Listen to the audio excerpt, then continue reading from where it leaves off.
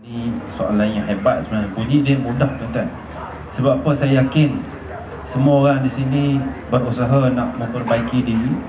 Kalaupun bukan dari sudut agama saja, sebagaimana Ustaz Naim sebut tadi, tentang harusnya kita serius dalam beragama. Mungkin nak lebih bagus dalam pencapaian periksanya, nak gaji lagi besarnya. Betul Ustaz Maknanya semua orang nak menambah baikkan. Adapun saya yang fakir ni tuan-tuan, yang jahil ini, saya suka kongsi tips ini. Pasal apa saya start ni, saya anggap saya ni daripada scratch, daripada tak tahu apa. Walaupun saya ni dilahirkan seorang Muslim, tapi tak pernah tak pernah nak hidup secara Islam yang sebenarnya. Jadi Alhamdulillah, semenjak lebih kurang 2 tahun lebih yang lalu, saya cubalah sedaya upaya, yang mana saya cuba betulkan balik. Antaranya mula-mula sekali Nabi sebut dalam satu hadis, Nabi kata antara perkara yang akan mula-mula dihisap ketika kita dah mati nanti di hari kiamat ialah kita punya solat. Jadi kita tanya diri kita hari ini tuan-tuan, adakah solat kita ini? Sebab nak istiqamah ni, cara dia tidak lain tidak bukan tuan-tuan. Pertama sekali mesti meminta pertolongan Allah Subhanahu Wa Taala. Mesti banyak berdoa. Kalau nak doa, mesti solatnya kena sesempurna yang mungkin. Saya tak kata saya punya solat dah sempurna, tapi maksudnya baiki dulu mutu ibadah. Jadi cek dengan ustaz-ustaz kita macam mana ni. Ada orang solat zuhur 1 minit dah siap, ada orang 2 minit setengah, ada orang 5 minit.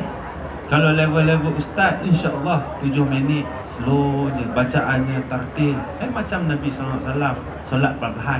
Ada orang sibuk-sibuk, dia lupa yang jaga urusan yang dia sibuk sangat itu ialah Allah Subhanahu Wa Taala. Kalau Allah takdirkan jam tak bergerak, apa pun tak jadi tuan-tuan. Betul tak? Sebab itu kita ni selalu lupa. Jadi antara benda yang saya boleh kongsi, pertama, baiki dulu solat. Kemudian banyakkan doa, dan saya yakin doa yang ini semua kita insya-Allah, ibu-ibu, bapa-bapa, adik-adik semua, kita selalu baca sebelum kita tinggalkan sejadah kita tu. Kita nak bangkit, sebelum Rabbana atina fid dunya hasanah tu, kita mesti baca doa ini. Apa dia doa ini? Rabbana la tuzigh qulubana ba'da idh hadaitana wa hab lana min ladunka rahmah innaka antal wahhab. Kita selalu baca doa ini. Namun begitu penghayatan tu macam mana? Jadi dulu masa kecil-kecil kita hafal doa, banyak doa kita hafal, macam-macam doa makan, tapi tak ada penghayatan. Jadi saya ambil hubung kait dia macam ni lah tuan-tuan. Saya main muzik, orang bayar duit. Backing Anwar Zain datang semalam, saya faham kan? Jadi katalah saya tak minat Anwar Zain, contohlah, saya minat juga Anwar Zain, contoh aja. Saya main lagu dia, saya main sambil orang ingat feel, rupanya mengantuk. Oh, lagu slow sangat ni. Jadi penghayatan tak ada. Dapat gaji juga tuan-tuan, dapat gaji, tetapi orang belum tentu boleh rasa apa yang kita buat. Jadi ini kan pula hubungan kita dengan Allah Subhanahu Wa Taala. Jadi antara tips yang paling penting, saya kutip daripada kitab-kitab yang masyhur dan juga ustaz-ustaz, ulama-ulama yang terdahulu dan contemporary pun, dia selalu cakap macam ni. Orang yang ikut sunnah Nabi SAW hidupnya pasti selamat, bahagia di dunia dan di akhirat. Yang mana Allah tekankan di dalam surah Al-Ahzab ayat ke-21, Allah dah bagi jaminan. Allah bagi jaminan kepada kita semua. Laqad kana lakum fi rasulillahi uswatun hasanah. Telah ada pada diri Rasulullah itu contoh teladan yang baik. Jadi kita nak tanya diri kita, nak ikut K-pop sebagai contoh. K-pop boleh bagi syafaat atau manfaat? Tak mungkin. Kita nak ikut ni, mungkin tak dapat syafaat. Jadi kita balik kepada Nabi SAW. Contohnya, hatta orang bila cerita sunnah, saya selalu sembang dengan kawan tu, tanya, Alhamdulillah orang Melayu kita, orang Islam, Alhamdulillah bila tanya sunnah Nabi, dia tahu tuan-tuan. Sunnah apa? Sunnah makan tangan kanan bro. Rock jebol macam mana tuan? Makan tangan kanan. Yang tu insya-Allah semua tak fail. Adapun banyak lagi sunnah-sunnah lain yang lebih utama. Bukan kata hak tu tak penting, tetapi ada sunnah lain yang lebih utama, itu sunnah dalam ibadah. Berapa banyak tuan-tuan tengok saya selalu post kat Facebook dan Twitter sampai orang lain marah. Dia kata, bro tak ada post lain. Saya cakap ada 3 perkara yang kita mesti buat ketika masuk masjid, tapi gagal ramai orang buat tuan-tuan. Belum cerita nak jihad fi sabilillah. Jihad hak ni pun kalah tuan-tuan. Ustaz tolong betul kalau salah Ustaz. Pertama sekali masuk masjid, dah tahu nak sembah Allah, telefon ringtone sebesar-besar alam dia buka. Volumenya full. Lagu K-pop, lagu macam-macam, Lady Gaga buat ringtone. Tok Imam tersedak tuan-tuan, terperanjat. Dah tahu nak solat tapi sengaja atau tak sengaja Allah, tapi kalau dah 10 kali tuan-tuan tak sengaja, tak mungkin. Kemudian masuk ambil wuduk tadi macam mana tuan-tuan, air buka macam nak mandi. Sedangkan kita tahu macam mana Nabi SAW, hatta jangan cakap ambil wuduk, mandi hadasnya bagaimana. Airnya lebih kurang besar ni je tuan-tuan. Nabi mandi wajib. Bayangkan wuduknya macam mana pula. Kita ambil wuduk tuan-tuan, paip tu sebesar-besar alam. Alhamdulillah ini masjid dah pandai, dia tak buat yang pusing tu, dia buat yang gini je. Itu pun dia dah set dah, air tu tak boleh kuat. Kadang-kadang kesian tuan-tuan. Lepas tu air tu pula kena terpercik kat kawan kita kat sebelah. Jadi ini benda-benda yang sudah tentu sunnah yang lebih pertama, tapi orang kita tak nak buat. Bukan semua, tapi masih ramai lagi. Dan ketiga, orang yang tak nak rapatkan saf ketika mereka solat jemaah. Ada kes banyak tuan-tuan, saya yakin tuan-tuan pernah jumpa, ibu-ibu pernah jumpa. Kita nak rapat di sebelah dia lari. Kita rapat lagi dia lari. Lama-lama satu saf tu makin sengit. Sebab apa? Orang ni nak rapat dia lari, orang ni rapat dia lari. Sebab apa? Ini benda yang salah.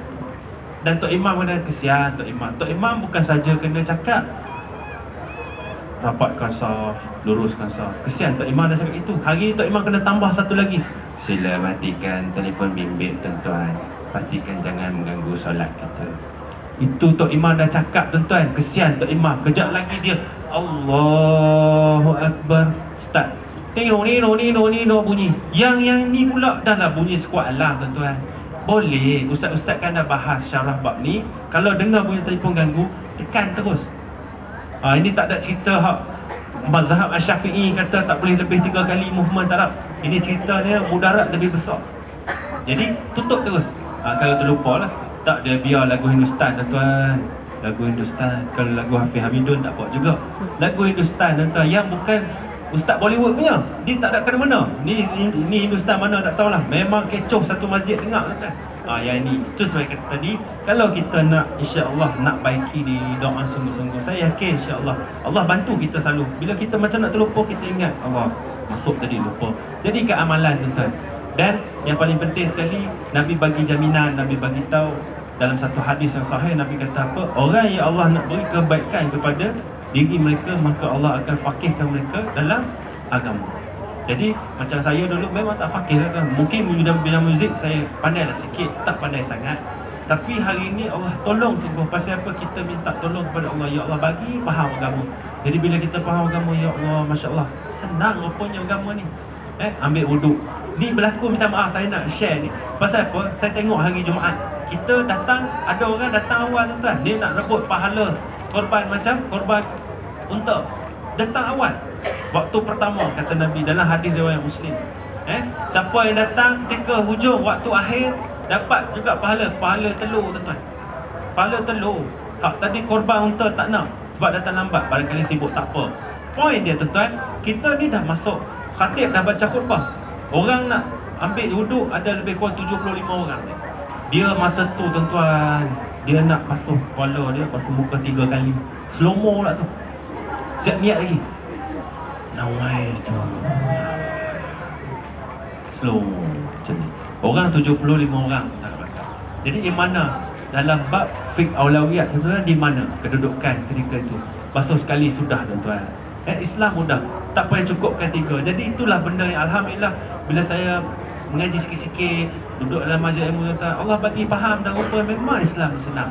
Jadi itulah antara tips yang saya yang fakir ni boleh kongsi tuan-tuan. Dan saya yakin kalau kita mula nak jaga solat mengikut tertib sunnah sebagaimana Nabi SAW, insya-Allah doa kita pun mudah-mudahan Allah akan makbulkan. Orang yang nak buat baik ni Allah nak tolong.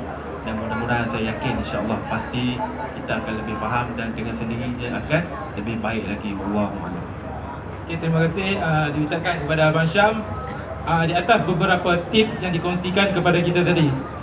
Kalau kata Abang Syam, imam sekarang ni kalau kat masjid kena nasihatkan supaya matikan telefon bimbit kan, pun tak mati juga kan. Asal-asalnya lepas ni dia nak minta macam mana minta naik gaji ya. Minta naik gaji. Pasal apa? Imam pun dah jadi banyak kerja sekarang ni. Kan? Nak kena ingatkan mati telefon bimbit lah, nak kena letak tempat khas untuk simpan barang yang ada telefon bimbit, takut dicuri dan sebagainya. Jadi benda tu kadang-kadang jadi macam satu, nak kata mudarat, mungkin ada mudarat dan ada juga kebaikan. Tapi kadang-kadang itulah, orang kata di peringkat pengguna, daripada pihak pengguna macam kita ni, jadi kita kena, orang kata kena pandailah untuk selia benda tu supaya kita adalah pendekatan-pendekatan supaya tak menyusahkan pihak lain lah.